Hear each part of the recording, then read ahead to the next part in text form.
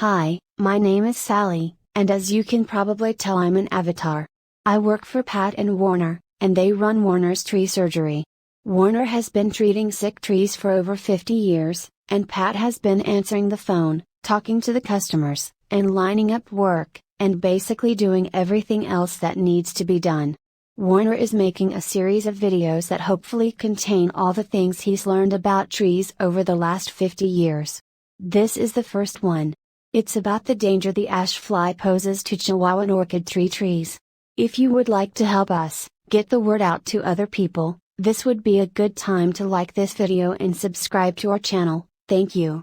Over 40 years ago, California, Arizona and New Mexico instituted a program to get rid of the ash fly, because it was so destructive to trees and commercial crops. The ash fly basically gets in anything with the leaf, and this tiny insect can completely defoliate at least 40 species of trees. The ash whitefly has a 60-day lifespan, but for 55 days it's an aphid-like creature that is too small to see with the naked eye. The adult winged insects are just barely visible.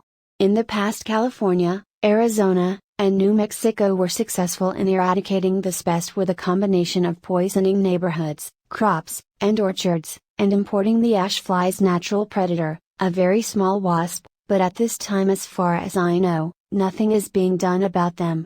It's hard to see the ash fly on Chihuahuan orchid trees unless you know what you're looking for. In the past, aphids would infest Chihuahuan orchid trees' leaves, and if you touch them, they would feel sticky. Well, the ash fly does the same thing. So, if your Chihuahuan orchid tree's leaves are sticky and you live in Maricopa County, Arizona, you probably have the ash fly. The difference between the ash fly and the aphids is the ash fly will turn the Chihuahuan orchid tree leaves white, and if you know what you're looking for, before that happens, the top leaves of the Chihuahuan orchid tree will look a little weird. So, if you see your neighbor's trees with a few of their branches turning white, this is probably caused by a boring insect that's went completely around a particular branch, or it's caused by the ash fly. In order to control the ash fly, you need to poison the trees. You also need to start fertilizing your trees on a regular basis. I'm going to tell you which poison to use in a minute, but first you need to understand that the poison I recommend has nitrogen in it, and too much nitrogen is bad for trees.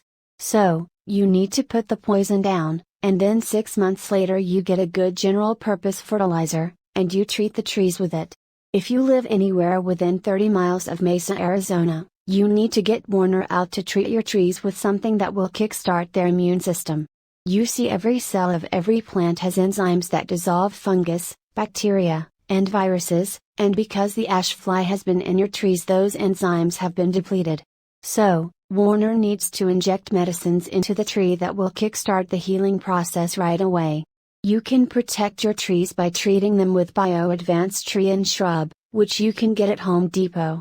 This is a terrible poison, is so bad it was taken off the market for professionals to use, but thanks to some sneaky politicians, it was grandfathered in, so a 10-year-old kid can walk in and buy all he wants.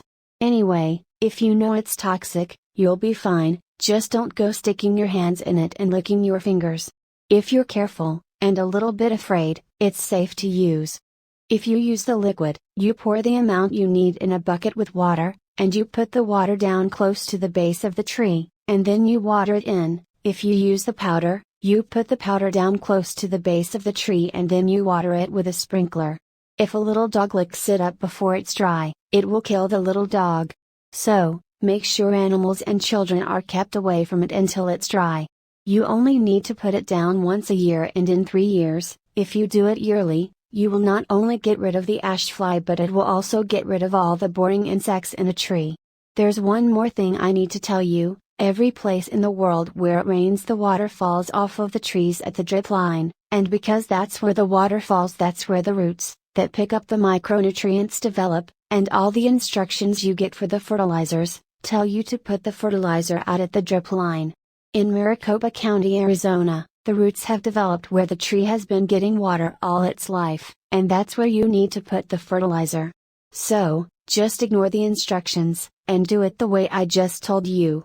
Also, while we're on the subject, our garages and sheds get 140 degrees in the summertime. This damages the fertilizer, So you need to keep the fertilizer someplace cool in the summer, and if you've got fertilizer that's been in the garage or shed in the summertime, you need to get rid of it.